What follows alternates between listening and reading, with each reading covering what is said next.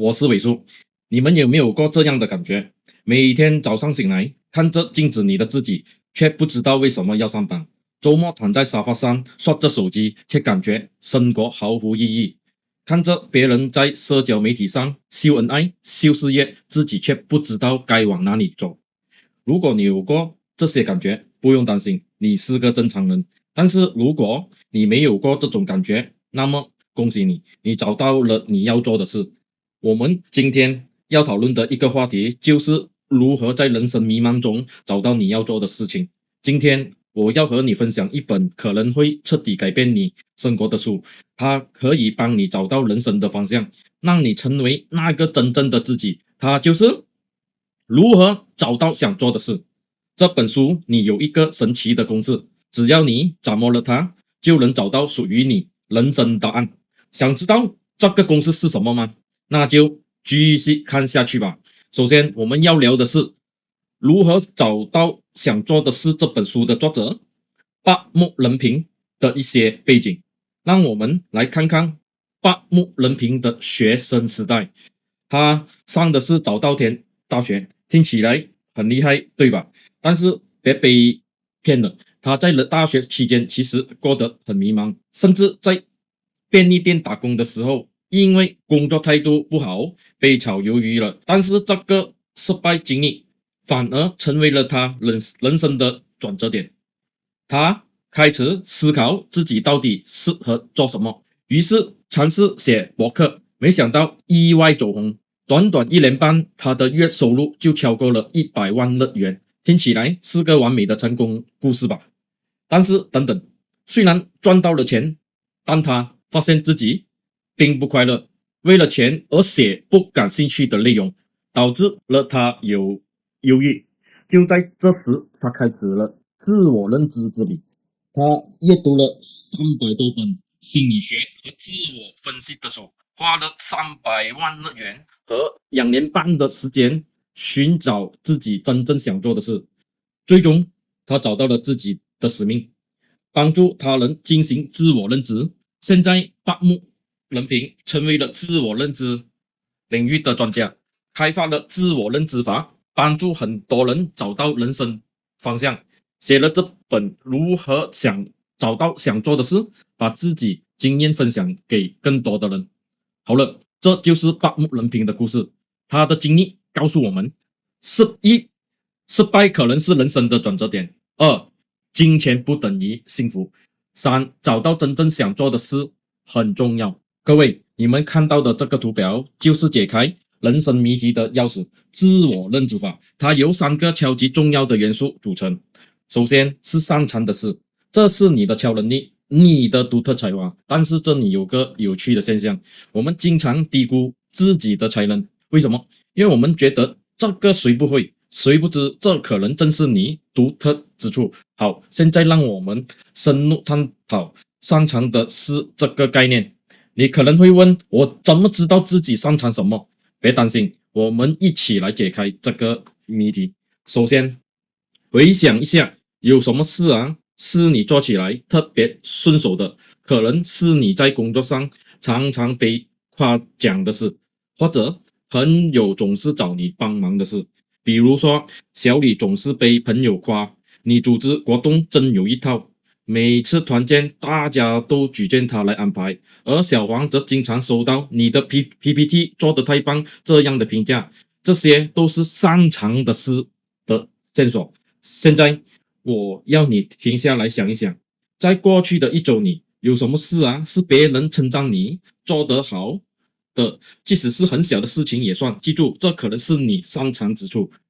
但这里有一个陷阱，我们常常忽略自己的才能，因为我们觉得这个容易啊，谁都会。其实正是这些你认为简单的事，可能是你的独特才能。举个例子，小张总是能轻松地化解朋友间的矛盾，但他从来没有把这当回事。直到有一天，他的朋友说：“你知道吗？不是每个人都像你这样处理人际关系的。”这让小张重新审视了自己的这项技能。那么，你有没有什么技能是你一直认为人人都会的？可能正是你在这些被你忽视的能力中藏着你的特长。要发现自己的长处，还有一个好方法，问问身边的人，尤其是那些了解你的人，比如家人、好朋友或同事，他们可能会给你意想不到的答案。比如小陈一直觉得自己平平无奇，直到有一天他问了朋友们的意见，令他惊讶的是，朋友们都说他有把复杂问题简化的能力。这个发现让小陈重新思考了自己的职业方向。所以我建议你做个小试验，今天就去问问你3个好朋友，他们觉得你最擅长什么，你可能会对结果感到惊讶。记住，发现擅长的事不是一朝而就的，它需要我们不断的观察，甚至是尝试新事物，因为谁知道你可能就是有一些惊人的天赋。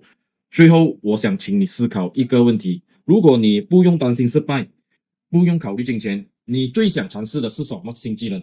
这个答案可能就藏着你内心深处的某项才能的渴望。接下来是喜欢的事，听起来简单对吧？但这里有个陷阱，很多人把喜欢做和喜欢拥有搞混了。比如你可能喜欢拥有一辆豪车，但并不意味着你喜欢制造汽车。比如小黄喜欢看电影，但这并不意味他喜欢拍电影。小李喜欢美食，但他可能并不喜欢下厨。看出区别了吗？现在我想请你停下来想一想，你最近一次感到真正快乐的是在做什么事情的时候？不是结果带来的快乐，而是过程中的享受。找到真正喜欢的事，我们需要注意一点，不要被社会期望或他人的意见所影响。小张从小就被父母期望成为一名医生，他也确实进入了医学院，但在实习期间，他发现自己更喜欢和病人聊天，而不是做手术。最后，他选择了成为一名心理咨询师。你有没有因为别人的期望而忽略了自己真正的兴趣？现在可以诚实的问问自己，如果没有任何外部压力你最想做什么？要发现真正喜欢的事我有一个小技巧：时间流逝测试。当你做某件事时，如果感觉时间过得特别快，那可能就是你真正喜欢的事。比如小李每次画画都能忘记时间，经常画到深夜，而小黄编程的时候常常废寝忘食，这些都是他们可能真正喜欢的事的信号。我建议你做个实验，未来1周每天记录一下让你感到时间飞逝的活动，周末再回顾一下，你可能会有惊喜的发现。但要注意，不要把容易和喜欢滚跳。有时有些人觉得自己喜欢的事必须是轻松，其实不然，真正喜欢的事可能很具挑战，但依然乐在其中。就像马拉松选手，他们经历的痛苦和艰辛是常人难以想象的，但对他们来说，这种挑战恰恰是他们热爱跑步的原因之一。记住，找到真正喜欢的事是一个过程，它需要自我观察，需要尝试，也需要勇气去追随自己的内心。最后，我想请你思考，如果你有一整天的自由时间，没有任何责任和压力，你会选择做什么？这个答案可能就藏着你内心真正喜欢的事。最后是重要的事，这关乎于你的价值观，你认为什么是真正重要的？这可能是最难找到的一个，因为它往往隐藏在我们的潜意识里。重要的事是指那些对你来说真正有意义、能让你感到生命价值的事情，但这往往是最难找到的，因为我们的价值观常常被社会期望、家庭影响，甚至是我们的恐惧所掩盖。比如，小李一直以为赚大钱是最重要的，直到有一天，他参与了一次志愿者活动，帮助了一群孤儿。那一刻，他感受到前所未有的满足感，这让他重新思考了什么对他来说才是真正重要的。